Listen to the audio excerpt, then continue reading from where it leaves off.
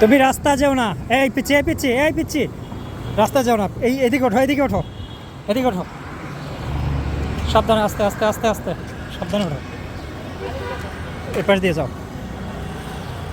রাস্তায় গেলে গাড়ির নিচে পড়ে যাবা, সাবধানে সামনে দেখে তারপরে চালাও, নাহলে পিচ্ছি পড়ে যাবে। রাস্তায় উঠবা না, অ্যাক্সিডেন্ট হবে একটা। আই দেখে চালাও, সামনে তাকাও সামনে তাকাও।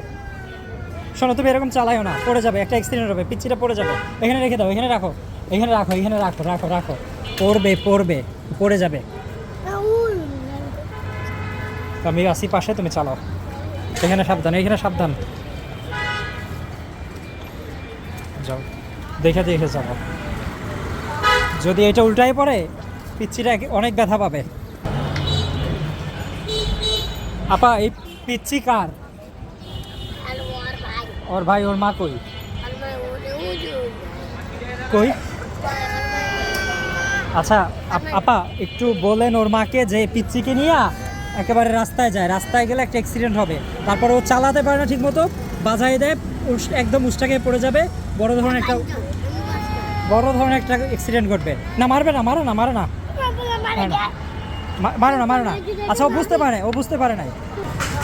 এই বাচ্চা কি আপনার? এই বাচ্চার বড় একটা ভাই আছে তাই না?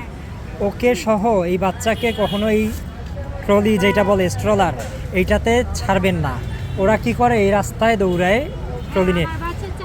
আজকে অলমোস্ট অ্যাক্সিডেন্ট হচ্ছিল, আমি ওদেরকে উপরে আনছি, তারপরে আবার কি করে, এইখানে এমনভাবে চালায়, সামনে দেখে না, উঁচা নিচা থাকে, ওইটাতে বেজে যায়। ও যদি একবার পড়ে যায় অ্যাক্সিডেন্ট হয়। হ্যাঁ বলছে ডিএনআর,